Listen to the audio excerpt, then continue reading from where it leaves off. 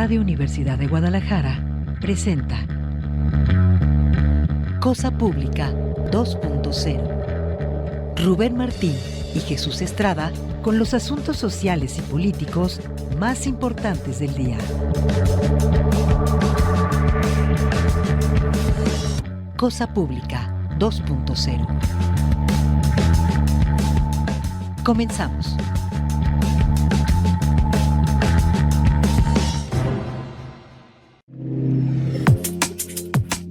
¿Qué tal? Bienvenidos a Cosa Pública 2.0. Muchísimas gracias por estar acompañándonos este lunes 27 de octubre. Vamos a cerrar los próximos días el 10º mes del año. Estamos arrancando esta semana, lunes 27 de octubre, como cada tarde, presentándole una selección de los temas sociales y políticos más relevantes de la agenda informativa aquí en Cosa Pública 2.0, el análisis crítico de la realidad de todos los días. Vamos a comenzar por la crisis por desaparición de personas que estamos viviendo en Jalisco, nuevos datos que va actualizando la información y el análisis que hace día a día el investigador de la Universidad de Guadalajara, Víctor Manuel González Romero, y en este establece que Hacienda Santa Fe y Central Camionera Nueva destacan todavía como puntos de desapariciones cometidas por particulares y forzadas, de tal manera que le vamos a presentar esta información. Otras notas que tienen que ver sobre esta crisis por desaparición de personas, por ejemplo, una petición del colectivo Luz de Esperanza para que se legisle sobre reclutamiento forzado, las actividades de difusión de este colectivo y otros casos más de personas desaparecidas. Lamentablemente tenemos un apartado de distintas violencias contra niños, violencias en contra de menores de edad, contra periodistas también que nos muestran esta cara tan desagradable de la guerra informal. Tendremos una entrevista esta tarde, vamos a charlar con Federico Bonazo. Él es músico, escritor, periodista, analista de origen argentino, radicado en México desde hace años, y con él justamente vamos a conversar sobre la situación en Argentina, el resultado de las elecciones legislativas, donde parece ser que el partido del actual presidente Milei aventajó respecto a otros partidos, y esto cómo reconfigura, y esto también en el contexto de las alianzas internacionales que está buscando Javier Milei, específicamente con el gobierno de Donald Trump. Donald Trump le había condicionado dar un paquete de rescate, aumentar muchísimo más la deuda de que por sí ya tiene el pueblo argentino, con otros 20,000 millones de dólares para supuestamente apuntalar la economía argentina, de tal manera que de esto vamos a hablar con Federico Bonazo, y si al final le vamos a informar noticias muy relevantes que vienen desde el Caribe, la intensificación de las presiones de Estados Unidos en contra de Venezuela, de Colombia, el anuncio que se hizo ya el viernes por la tarde de que se envió al buque de guerra más grande del mundo por parte de Estados Unidos desde las aguas del Mediterráneo donde estaba hacia el Caribe, justo para seguir presionando a Venezuela y a Colombia con esta probable reedición del gran garrote, esta política intervencionista imperialista del gobierno de Estados Unidos. Y también le vamos a informar de Gaza. Es el menú de temas que tenemos en esta tarde para usted. Antes de los detalles, saludo con mucho gusto a mi compañero Jesús Estrada, a un lado aquí en el micrófono a Stacy Torres en la asistencia de producción, y también a Emanuel Candelas en la mesa de operaciones. Jesús, ¿cómo estás? ¿Qué tal, Rubén Martínez? Un gusto acompañarte. Gracias a ustedes por acompañarnos. Es increíble lo de Milei. No increíble, no hay que subestimarlo, pero llama la atención que ni siquiera él mismo creo que se esperaba el resultado. Se dijo sorprendido el día de hoy después de las elecciones, pero hay que tener mucho cuidado por ese avance o consolidación de la extrema derecha, no solo en Argentina, sino en todo el continente. Pero vamos a partir con la crisis más cercana que tenemos, que es en torno a personas desaparecidas. Vamos a compartirle esta información. De acuerdo con las cédulas emitidas por la Comisión de Búsqueda de Personas de Jalisco, con corte el 24 de octubre de 2025, las colonias Hacienda Santa Fe en Tlajomulco y la nueva Central Camionera en Tlaquepaque encabezan la lista de zonas del área metropolitana de Guadalajara con más fichas de desapariciones publicadas a lo largo de este año.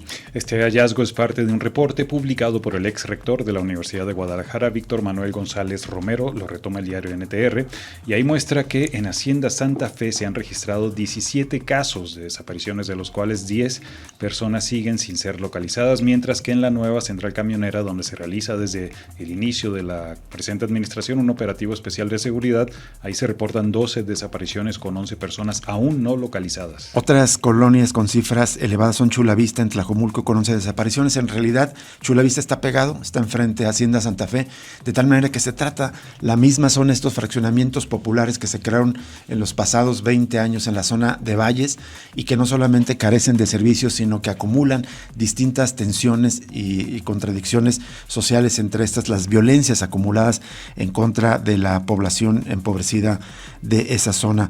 También en esta lista se suma San Juan de Ocotán en Zapopan con 9 reportes. En total el reporte incluye más de 50 colonias de la área metropolitana de Guadalajara con 5 o más cédulas de desapariciones publicadas en lo que va del año. Pero en el reporte de Víctor Manuel González Romero hay algo que llama mucho la atención. Él advierte que el número de personas desaparecidas en colonias cercanas al Aeropuerto Internacional de Guadalajara también va al alza, lo que podría revelar que la terminal estaría siendo utilizada para recibir a jóvenes que pueden ser reclutados o enviados a otros lugares con el mismo fin.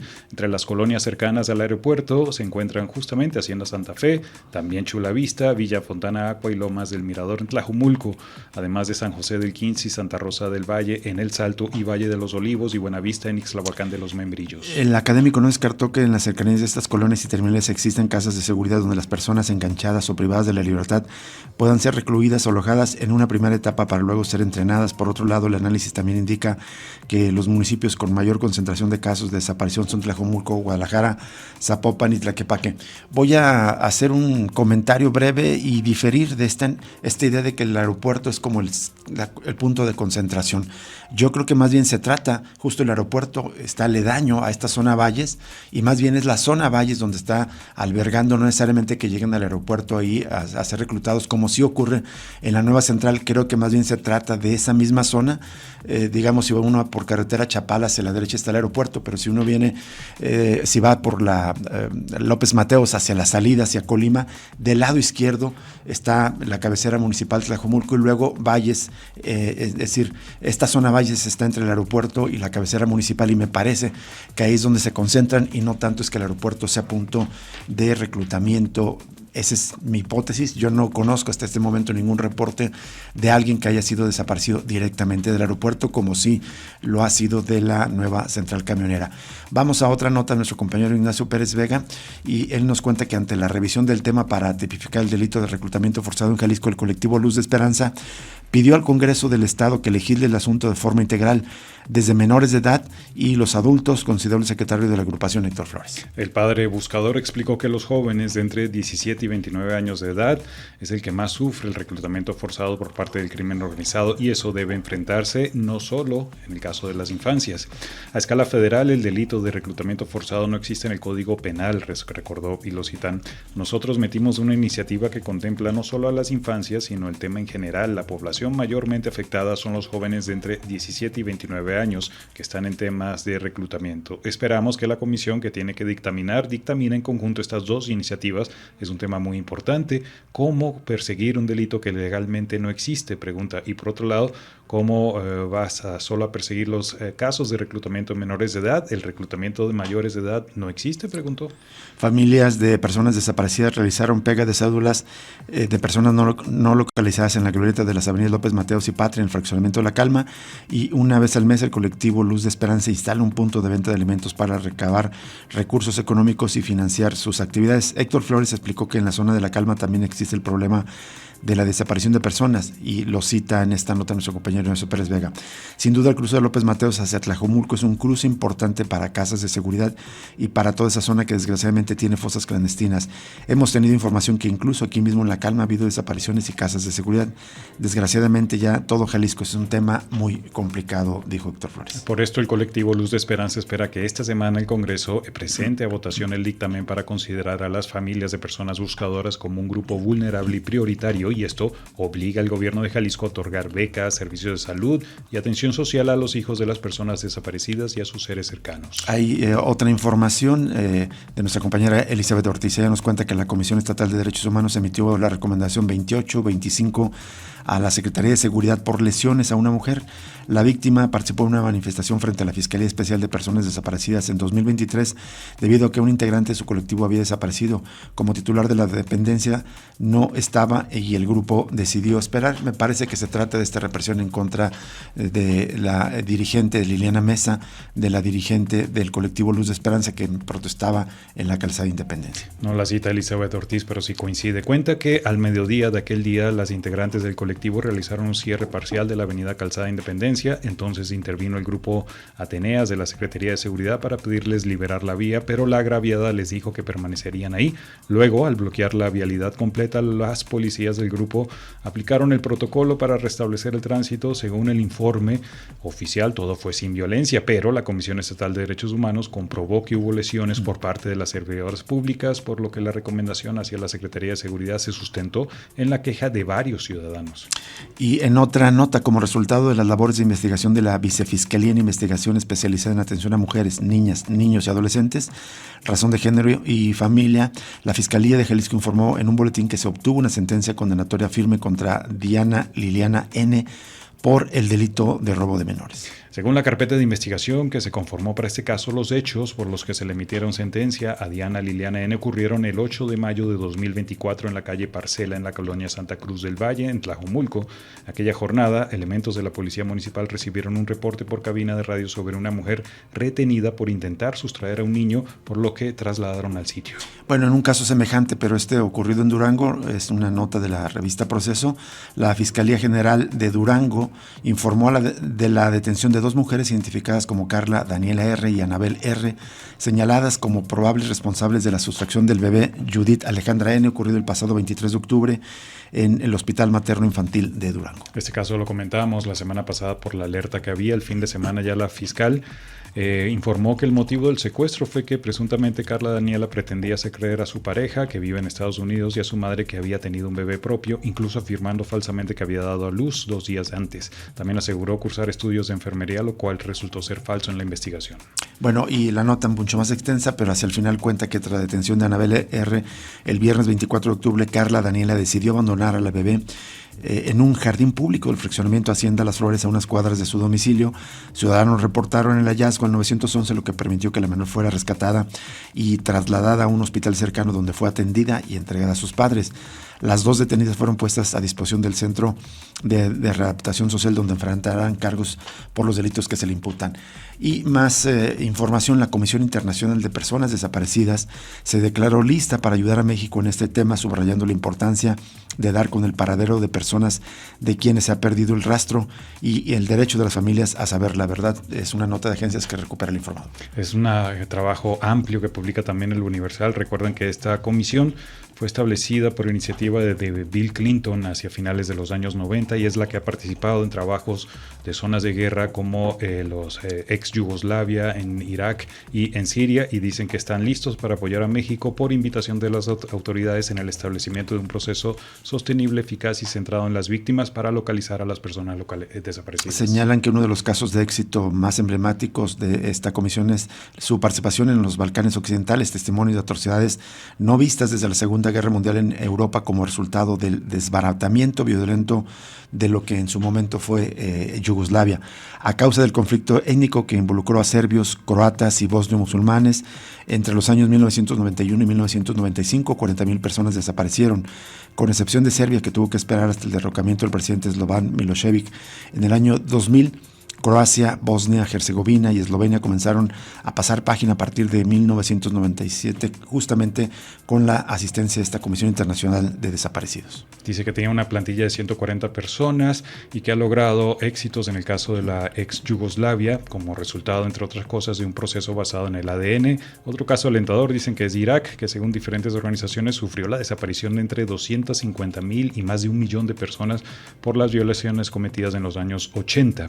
Y pues hacen un recuento también del trabajo que han hecho en Siria. Y también en Irak, dice que esta comisión, el acompañamiento se ha caracterizado por la implementación de metodologías eficaces de extracción, secuenciación y amplificación de ADN, haciendo énfasis en el concepto de pruebas de alto rendimiento, herramienta vital para certificar a una identidad en Siria, donde desaparecieron aproximadamente 170,000 personas durante el régimen de Hafez al-Assad de 1971 al año 2000 y otras 130,000 como resultado del conflicto que estalló en marzo de 2011. El proceso hacia la justicia se inició con el derrocamiento del presidente Bashar el-Assad. Ya les compartiremos en nuestras redes sociales esta nota, donde además se recuerda justamente que está México en la mira internacional por la decisión del Comité contra las Desapariciones Forzadas de la ONU de activar el artículo 34 de la Convención Internacional para la Protección de todas las personas contra las desapariciones forzadas, y en caso de México determinar que es un fenómeno generalizado sistemático, y si es así se enviaría a la Asamblea General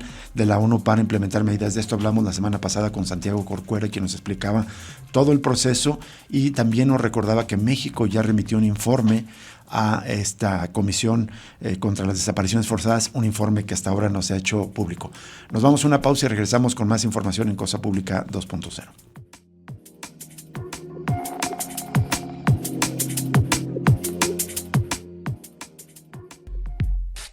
Cosa Pública 2.0.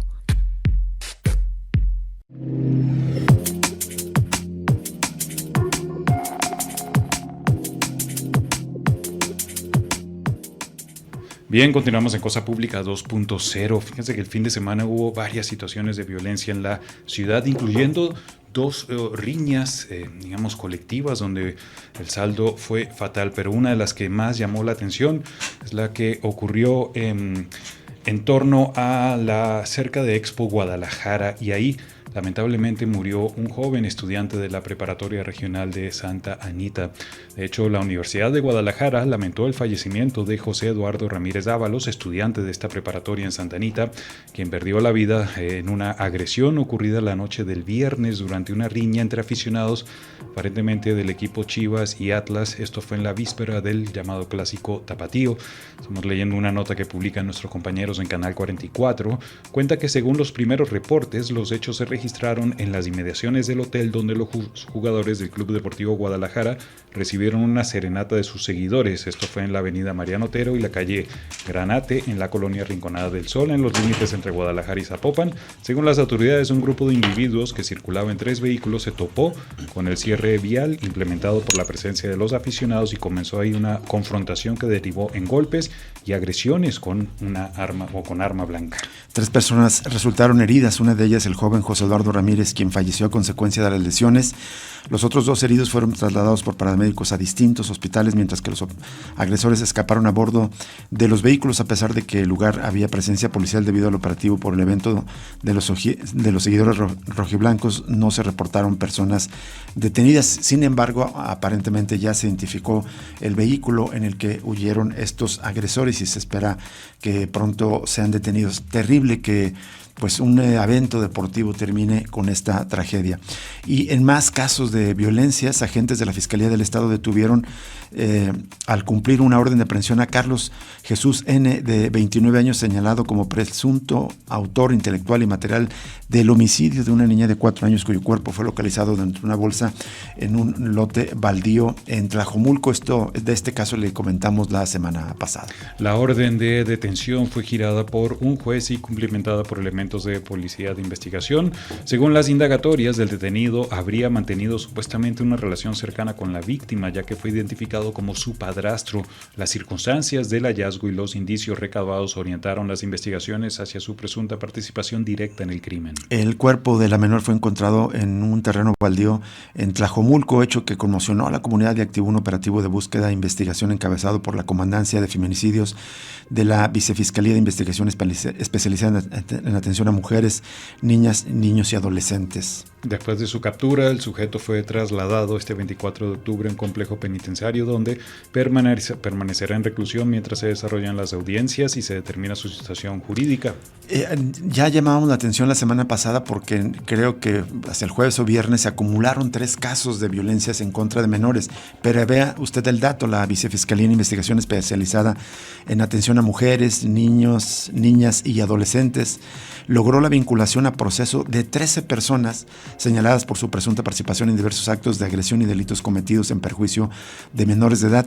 De acuerdo con la autoridad, del 10 al 20 de octubre, 10 de los presuntos agresores fueron detenidos mediante órdenes de aprehensión, mientras que los 3 restantes acudieron voluntariamente tras recibir una citación judicial, garantizando así su derecho a la defensa y el avance del proceso en su contra. Los imputados enfrentan cargos por delitos graves como abuso sexual infantil, maltrato infantil, abandono de familiares y trata de personas, los cuales atentan directamente contra la integridad, seguridad y desarrollo de las víctimas. Estas agresiones ocurrieron en diferentes puntos del área metropolitana, incluyendo municipios de Guadalajara, San Pedro Tlaquepaque, Tlajomulco, Tonalá y Zapopan. Durante las indagatorias, la vicefiscalía identificó que en la mayoría de los casos los presuntos agresores eran personas cercanas al entorno familiar de las víctimas o conocidos de confianza, lo que complicó la detección y denuncia oportuna de los hechos. Esta situación refuerza la importancia de las estrategias institucionales para la prevención, sensibilización y detección temprana de la violencia infantil. Esto, pues, en este párrafo se resume lo que históricamente se ha dicho, que lamentablemente una buena parte de las violencias y agresiones en contra de menores ocurren en sus entornos familiares. Y en otra nota, pues también con violencias, lamentablemente otra vez afecta a periodistas. La Fiscalía General de Durango confirmó hoy el asesinato del periodista Miguel Ángel Beltrán Martínez, quien había denunciado las actividades del crimen organizado en la zona en medio de la ola de violencia que vive el país. El cuerpo de Miguel Ángel Beltrán Martínez, de 60 años, fue hallado sin vida, con huellas de violencia y un mensaje amenazante en la carretera que conecta el estado donde radicaba Durango con el vecino estado de Sinaloa, según medios locales. Cuentan que en la actualidad Beltrán contaba con un perfil en la red social TikTok en el que difundía información del estado de Durango bajo el nombre de Capo.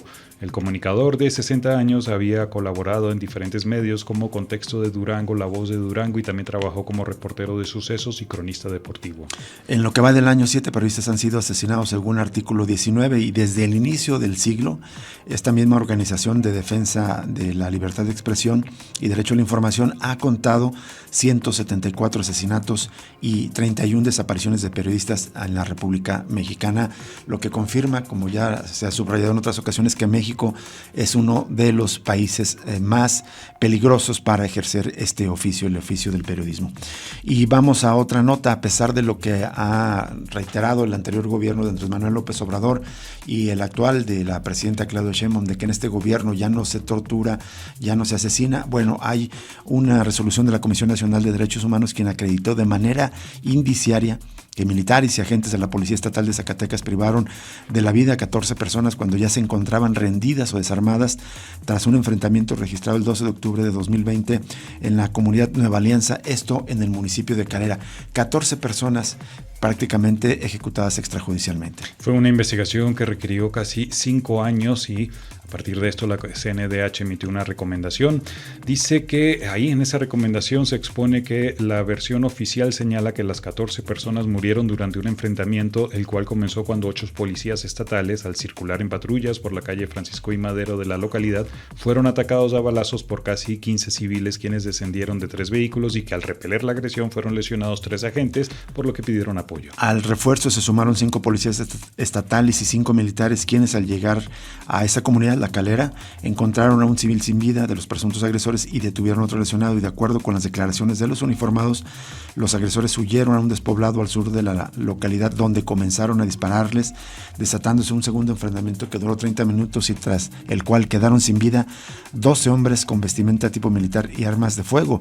Sin embargo, la Comisión Nacional de Derechos Humanos estableció que se advirtieron inconsistencias al confrontar la información proporcionada por la Secretaría de Defensa y la Secretaría de Seguridad Pública de Zacatecas, con las 14 necropsias y dictámenes de procesamiento de 3 lugares de intervención elaborados por peritos de la Fiscalía de Zacatecas, así como de la diligencia realizada el 24 de marzo de 2022 por personal de la Coordinación de Especialidades Científicas y Técnicas del propio organismo, es decir, el equivalente del Instituto Jalisciense de Ciencias Forenses. Con sustento en las opiniones médicas, forenses y de criminalística emitida por los propios peritos, la comisión determinó una aplicación acción, fíjense, de fuerza letal, arbitraria e ilegal, debido a que 7 de las 14 víctimas presentaban contusiones previas a su muerte, además de que 12 presentaron heridas por arma de fuego en el cráneo y las 2 restantes en tórax y abdomen. Dicen la recomendación, en 8 de los casos del trayecto que siguió el proyectil pudo observarse que la víctima se encontraba de espaldas al victimario, es decir, al agente de seguridad, y no delante, como se esperaría sucedería en un intercambio de disparos con duración de 30 minutos. Terrible, terrible esta confirmación de esta ejecución extrajudicial de 14 civiles ya rendidos. Nos vamos a una pausa y regresamos con la entrevista de esta tarde.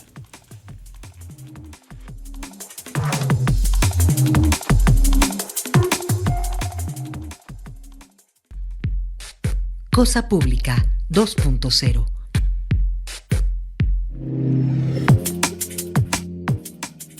Bien, continuamos en Cosa Pública 2.0. Antes de ir a la entrevista, vamos a compartir solo extractos de 2 informaciones importantes que tienen que ver con temas de extractivismo y de megaproyectos. Por una parte, NTR informa en una nota del día de hoy que, según un estudio titulado Extractivismo y Derechos Humanos, una mirada a la seguridad ambiental en Jalisco, la expansión de proyectos extractivos es un continuo generador de tensiones entre la protección del medio ambiente, la seguridad humana y los derechos humanos de las localidades. Esto fue elaborado por la socióloga Claudia Bucio Feregrino del ITESO, y ahí expone que Jalisco refleja las mismas contradicciones observadas en el plano federal, como que la Ley para la Acción para el Cambio Climático de Jalisco promueve la protección ambiental y la seguridad climática, pero también legitima la extracción de recursos en condiciones sostenibles, lo que dice debilita los esfuerzos de conservación y perpetúa el modelo extractivista. Ya dejamos otra nota de Desinformémonos, donde cuentan que el Estado mexicano fue denunciado ante la Corte Interamericana de Derechos Humanos por violaciones con el megaproyecto del Tren Maya. Los defensores que integran el Centro Comunitario Maya Uxchil Chibao de la península de Yucatán entregaron al director jurídico de la Corte Internacional de Derechos Humanos, que tiene sede en Costa Rica, la resolución de la Asamblea de Jueces del Tribunal Internacional de los Derechos de la Naturaleza sobre los impactos del Tren Maya, así como la sentencia del 10º Tribunal Local por los Derechos de la Naturaleza, documentos en los que se reconoce el ecocidio y etnocidio cometidos por la imposición del megaproyecto y se ordena a las autoridades mexicanas su suspensión. Ya tenemos en un enlace vía Google Meet a Federico Bonazo, escritor, periodista, analista, músico también, y le agradecemos enormemente a Federico Bonazo que acepte conversar con nosotros.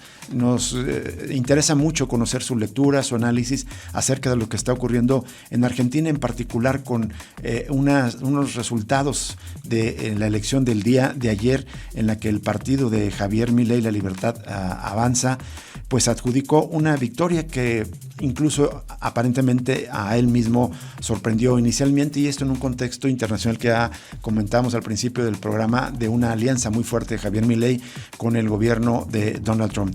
Federico Bonazo, gracias por aceptar conversar con nosotros.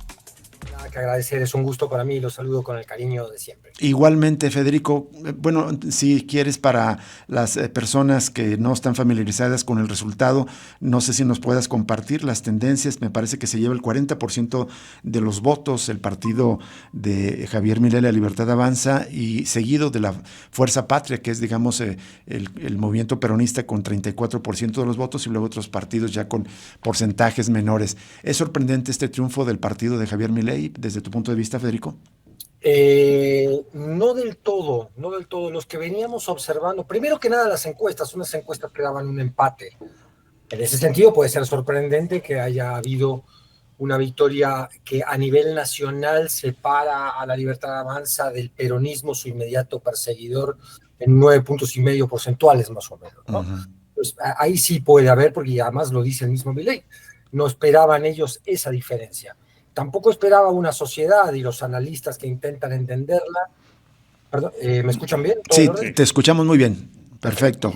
Tampoco los que intentamos interpretar lo que está pasando allí podemos explicar del todo cómo es que en el caso concreto de la provincia de Buenos Aires, donde hubo unas elecciones legislativas, locales el 7 de septiembre pasado, el peronismo le sacó 14 puntos porcentuales a La Libertad Avanza, y hoy eso se revirtió, aunque gana por un margen muy estrecho La Libertad Avanza en la provincia de Buenos Aires, que es el gran territorio electoral, industrial, bueno, de gran influencia en el resto de la Argentina, llama la atención. Ahora, si uno junta una serie de variables que se venían presentando, por supuesto que el factor Trump es una de ellas. A mí no concuerdo del todo con la presentación del factor Trump como excusa para justificar la derrota electoral, ¿no? Tanto en el peronismo, que dice, bueno, fue una pelea muy desigual, entró a jugar Trump. Yo no creo que Trump haya sido un factor determinante. Creo que es uno más de los varios factores que en conjunto podrían estar explicando el resultado de ayer.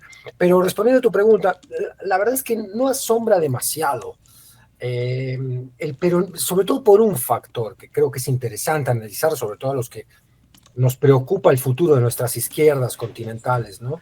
Que es que el peronismo está muy desintegrado identitariamente, está muy falto de presentarle a la sociedad un programa concreto.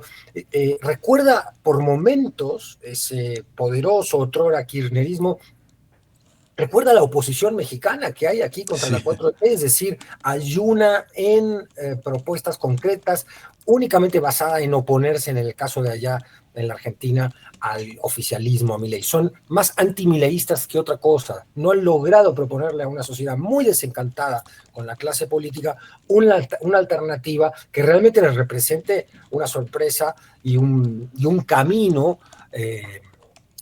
a diferencia de lo que es Javier Milei. Es decir, yo creo que mucha gente votó por el mal menor, como tú señalabas, hubo una abstención importante del 30%, 32% del padrón, no fue a votar. Así es.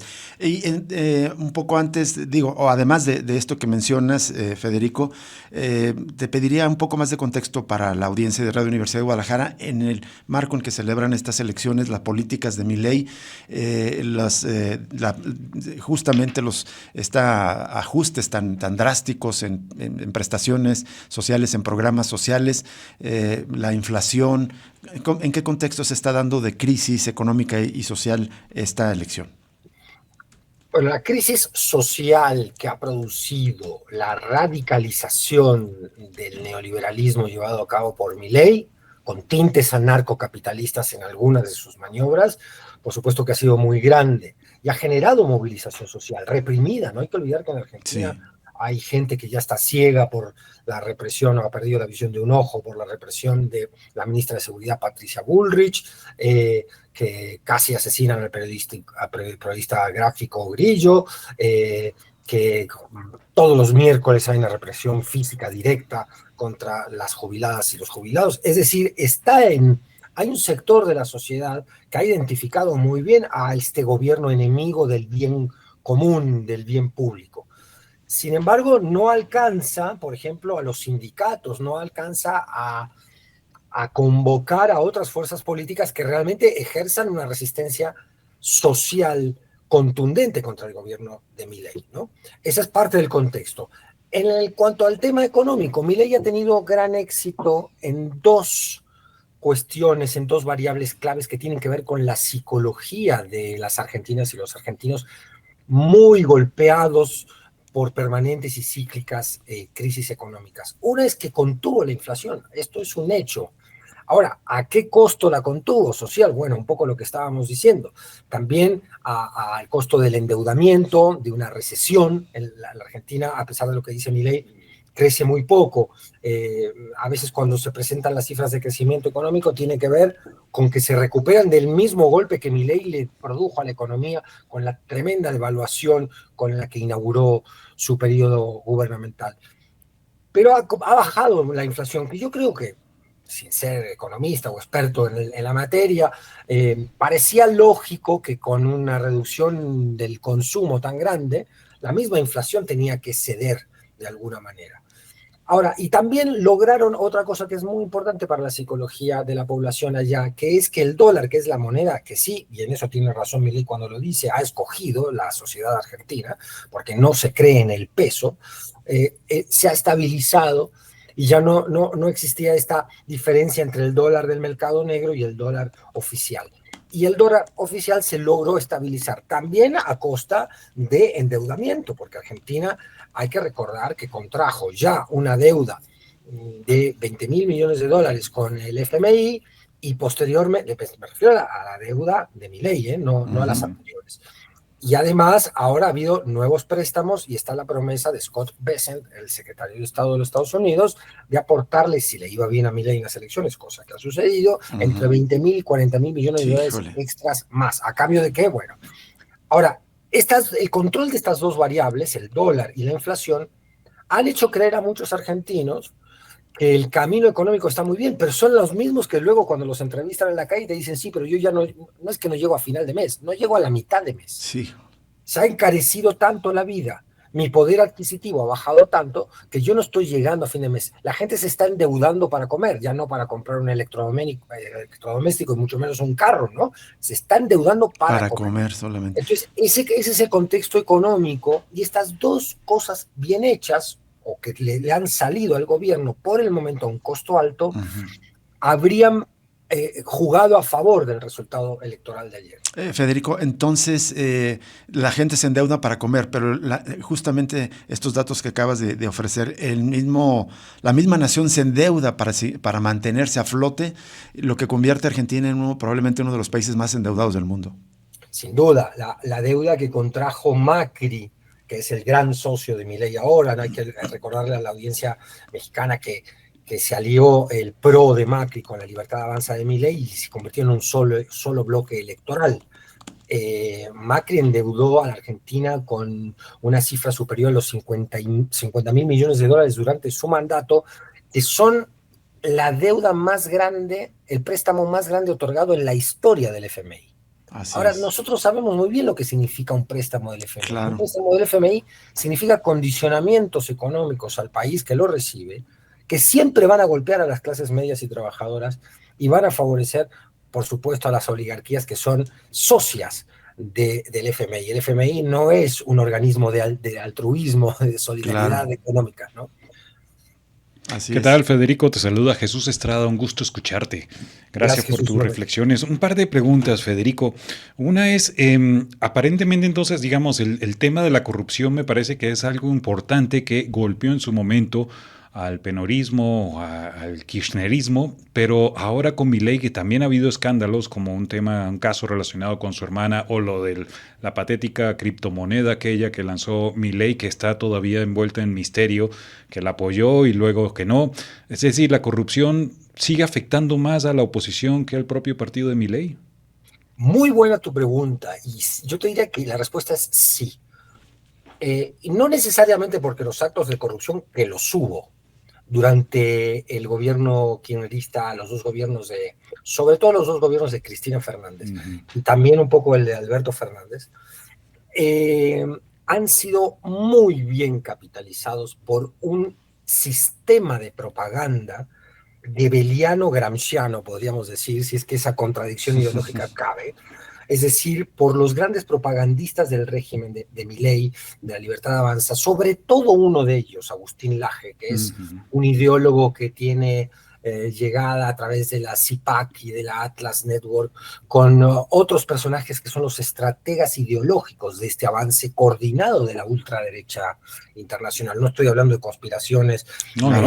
Para nada, sino que estamos hablando de hechos muy comprobados, como Exacto. se puede ver ahora que uno de ellos se peleó, ¿no? Verástegui se enojó con Milei, y ahí tiene un berrinche en Twitter entre Agustín Laje, Milei y Eduardo Verástegui en México, porque se creía Verástegui que era el representante aquí de esa ultraderecha, y al no levantar en los números me parece que le han bajado la mano. Pero volviendo a tu pregunta, sí, muy bien capitalizados los hechos de corrupción. Es decir, el desprestigio del kirchnerismo, del peronismo, es enorme en la Argentina.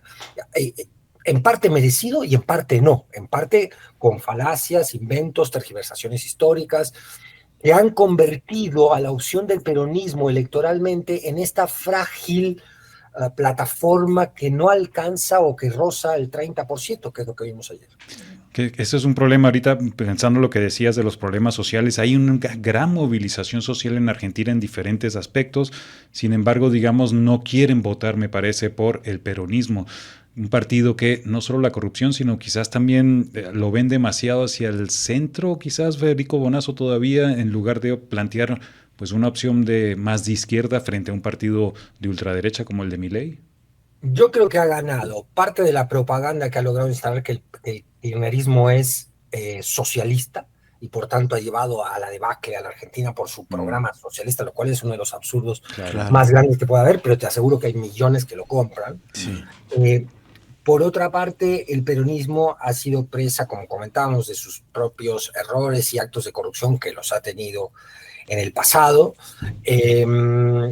No porque se vaya al centro, pero sí porque mucha gente está evaluando ya que el peronismo es un poco lo mismo. Es decir, la gente de más izquierda, que le otorgó el tercer lugar a nivel Buenos Aires ciudad y Buenos Aires provincia al Frente Izquierda Unidad, que es el que conduce Miriam Bregman y Cristian Castillo, que son realmente legisladores y políticos de una enorme congruencia ideológica, ¿no? A diferencia de tantos otros cuadros del peronismo que dicen una cosa, pero por el otro lado están atados a las viejas prácticas del poder territorial. En eso me recuerdan mucho a ciertos segmentos de Morena aquí en México. ¿No? Claro. Es un peronismo que mide la lealtad a través de la conquista territorial y no a través de la congruencia ideológica. Y yo creo que todos estos elementos juntos hacen que haya muchos electores que digan, pues son lo mismo, y entre lo mismo, pues voto a Milei, porque Milei por lo menos tiene cara de ser algo nuevo, y porque estos tipos nos hundieron en el pasado, lo cual es también muy injusto y falso, porque vamos a decir otra cosa, los grandes logros sociales del kirchnerismo son los que le han permitido a Milei, que no ha quitado, por ejemplo, la asignación universal por hijo, no se ha atrevido a meterse allí, son los que permiten que Milei no se haya derrumbado, que no haya habido una revuelta mucho más grande en su contra. Es decir, las inercias de los derechos conquistados por el peronismo, sí, y por el kirchnerismo, le dan una plataforma todavía de sustentabilidad política a Milei. No sé si me estoy diciendo. Hay una aparente paradoja ahí, ¿no? Que hay que poner sobre la mesa, porque en esta crítica que yo hago al peronismo, tampoco propongo olvidar todas las conquistas que le ha dado a la sociedad argentina. Los avances. Federico, yo quisiera volver sobre esta promesa del gobierno de Donald Trump, ya mencionabas el secretario del Tesoro de Estados Unidos, de ofrecer entre 20 y 40 mil millones de dólares, a cambio de que también por ahí lo dejabas esbozado. ¿Qué entregaría Milei de Argentina a Estados Unidos? Minerales, tierras, litio. Y eventualmente esto está también en el tablero mundial relacionado con el intento de Estados Unidos de alejar a Argentina de China, ¿no? De los intereses chinos. Lo has dicho muy bien. Ambas cosas tienen enorme importancia, es decir, Estados Unidos a cambio de ese rescate va a pedir, porque además no estamos hablando de un organismo financiero internacional, que suelen estar controlados por el mismo Estados Unidos. Claro. Aquí estamos hablando directamente del Departamento de Tesoro, de un gabinete, de un gobierno de corte fascista, racista, supremacista, como es el de Trump, claro, que tiene al portaaviones más grande de su flota en este momento apuntando hacia Venezuela en aguas del Caribe. Es decir, un Trump, un Estados Unidos, un imperio que ha regresado la vista con enorme prepotencia hacia su propia región, hacia nuestra región latinoamericana. En ese sentido, Milei les da tres cosas: recursos naturales. Hay investigaciones que hablan de que incluso están interesados en el uranio que puede haber en Argentina. Hay que recordar que Argentina forma parte del triángulo del litio junto a Bolivia. Sí. Es decir, van por el litio también, van por otros recursos naturales que les interesan, como el petróleo y el gas, que Argentina los tiene. Argentina es una de las reservas acuíferas más grandes del mundo, en la triple frontera. Y por otro lado, dan la pelea geopolítica con China. Argentina dejaría de permitir la injerencia china, que la había últimamente, también China ha comprado parte de las tierras argentinas, harían una base naval coordinada, militar mejor dicho, en la Patagonia, que es uno de los pedidos de Laura Richardson, la jefa del Comando Sur, y por otro lado es un secretario ideológico, así como lo es Noboa, así como lo es Bukele, así como lo quiere ser Kast ahora en Chile si es que llega a ganar, así como tiene varios secretarios ideológicos profundamente entreguistas, muy dispuestos a jugar el rol que han jugado tantas de nuestras oligarquías latinoamericanas a lo largo de la historia, que es jugar abiertamente como agentes de los intereses, claro, de Estados Unidos, exacto. Federico, bueno, conoces muy bien la realidad argentina, pero también la mexicana. ¿Cómo relacionarías, digamos, este avance de la ultraderecha ahora con el triunfo del partido de Javier Milei, lo que ya describías de Estados Unidos con la situación en México y una eventual candidatura de Ricardo Salinas Pliego tratando de emular a Milei? De hecho, ya repitió una frase de Milei, Ricardo Salinas Pliego: a la mierda los zurdos, ¿no? Los zurdos, exacto. Sí, es que además están muy coordinados, usan los mismos eslogans y usan la misma estrategia que yo comentaba, goebbeliana, en el sentido de repetir unas mentiras hasta que se convierta en verdad, y gramsciana en el sentido de recuperar el sentido de hegemonía cultural, de control cultural, ideológico, ¿no? A través de los grandes medios de comunicación, de todo el dinero y los recursos que la derecha le pone a sus propias campañas y disputas ideológicas con sus rivales. Es muy interesante tu pregunta. Yo creo que en este momento, coyunturalmente, la derecha mexicana está coja de argumentos, de programa, de identidad. Esto no quiere decir que se vaya a perpetuar esta circunstancia para siempre, ¿no? Yo mantendría mucho la alerta ante el crecimiento de nuestro ultraderecha vernáculo, porque podría ser Salinas Pliego. Por otras razones que no da tiempo de exponer aquí, yo pienso que el discurso supremacista, patán, antifeminista, anti-woke, tan descarado como el que usa Milei o Bolsonaro o Trump, en México no pegarían tanto, pienso yo. Entre otras cosas, porque ser un racista aquí y un clasista, pues es oponerse al 75% de la población, ¿no? De alguna manera. Claro. Ahora, que hay un 30% anti-4T, latente, que está esperando ser reivindicado por algún líder de estas características, lo hay, va a haber mucha lana detrás, claro. Y hay que tener mucho cuidado con el crecimiento de la ultraderecha en México, que hoy se ve achicopalada, acosada, este hombre va a tener que pagar ahora aparentemente lo que le debe al fisco, sí. Pero yo jamás me confiaría. Y hago otra analogía, ahí sí de Morena con el peronismo, la insinué en una de las respuestas anteriores. No debe caer Morena en el pragmatismo absoluto, donde claro. Se confundan los fines y los medios y el mantenimiento del poder se impongan allí todos los activos políticos, ¿no? En mantener el poder y en olvidarse un poco del programa. Y proteger a los corruptos, ¿no? Que ya existen. Claro, bueno, es que la derecha en México hoy, yo te diría que mucho más que estar enfrente está adentro de Morena. Sí.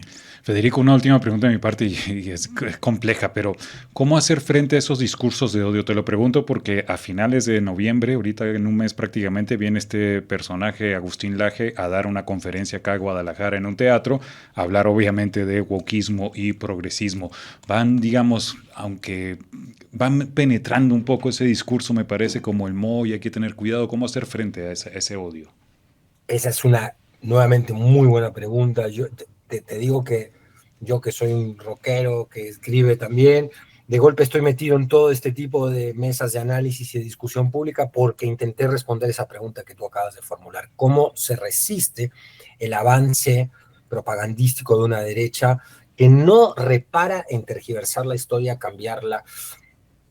Hay varios peligros. Uno es que están representando a un machismo muy herido. Es decir, ahí sí que pueden entrar como una cuña en cualquier país, y sobre todo México, que tiene una base muy machista, de reivindicar al macho ofendido por el avance del feminismo, ¿no? Y ahí pueden entrar muy bien y por ahí están intentando penetrar. Por otro lado, el pensamiento conservador siempre va a tener audiencia porque hay una parte esencial de las sociedades que es básicamente conservadora. Y estos tipos tienen una manera de presentarse que es muy atractiva. Son muy buenos monologando, son muy buenos presentando sus ideas, cautivan a muchísima gente. Son una suerte de líderes así evangélicos, como estos, ¿no? Un poquito más sofisticados. Uh-huh. Laje es un hombre que hace un doctorado en filosofía, si no me equivoco es politólogo de profesión. Es decir, es un tipo que está muy bien formado, pero apelan a esos sentimientos, ¿no? Y cómo hacerle frente, yo creo que no ignorándolos. Que la peor estrategia que hubo en la Argentina fue intentar ignorar a Milei y a Laje diciendo, no, son los tipos que están muy locos, no hay que hacerles caso, no hay que darles tribuna, no hay que reproducir o contestarles porque eso es darles tribuna. Yo creo que sí hay que contestarles, sí hay que enfrentarlos en la arena pública, en la deliberación pública, y no permitir que instalen sus dogmas falaces, ¿no? Porque una vez que quedan instalados, fijémonos lo que está pasando en Argentina, por ejemplo, que el kirchnerismo es socialista, si logran instalar aquí, por ejemplo, que la 4T es narco, por definición, que Claudia Sheinbaum es una narco chavista, si logran instalar eso, desinstalarlo es muchísimo más difícil después. Entonces yo creo que la mejor manera es contestándoles abiertamente, debatiendo con ellos y no permitiéndoles que instalen su versión tergiversada de la historia, de la realidad política. Así es. Federico Bonazo, te agradecemos enormemente, como siempre, tu disposición para charlar con nosotros aquí en el auditorio de Radio Universidad de Guadalajara y esperamos pronto de nuevo tenerte en contacto contigo. Claro que sí, les mando un gran abrazo, ha sido un gusto para mí. Como siempre. Igualmente, Federico Bonazo, compositor, escritor, periodista. Vamos a una pausa y regresamos para cerrar el programa esta tarde.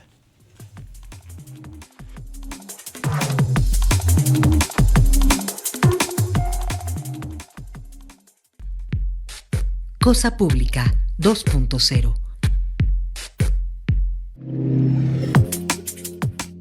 Seguimos en Cosa Pública 2.0 prácticamente para despedirnos. Solamente ya les dejamos en redes sociales y también una sugerencia de estar alertas a fenómenos internacionales. El cercamiento de Estados Unidos a Venezuela y Colombia en general, con la intensificación del operativo naval, el diálogo entre Estados Unidos y China, que se está llevando a cabo en una reunión de la APEC, entre otros asuntos, y también evidentemente les vamos a compartir la información sobre Gaza. Ya les dejaremos en redes sociales alguna de estas notas, pero antes de despedirnos, Jesús, ¿qué tienes esta noche en Razones? Esta noche vamos a escuchar una selección de 4 bandas que se van a presentar en el Festival Hipnosis, que se celebra la próxima semana en la Ciudad de México. Vamos a escuchar a Japanese Breakfast, a The Horrors, a unos legendarios llamados The Pavement y a una banda de Guadalajara que me gusta mucho, muy, muy impotente, que se llama Grave Mal. Esta noche a las 11 de la noche acá en Radio Universidad de Guadalajara. Invitados a escuchar Resonancias con Jesús Estrada a las 11. Nos vamos, hasta mañana.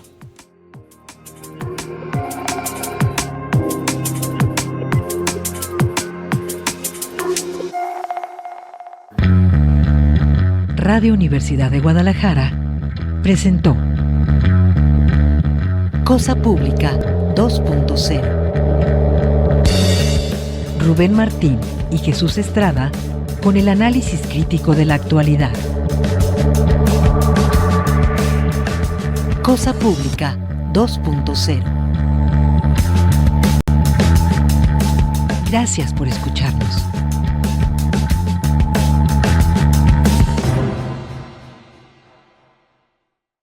Embárcate en un fascinante recorrido por las actividades académicas, científicas, culturales y sociales que se llevan a cabo en los centros y preparatorios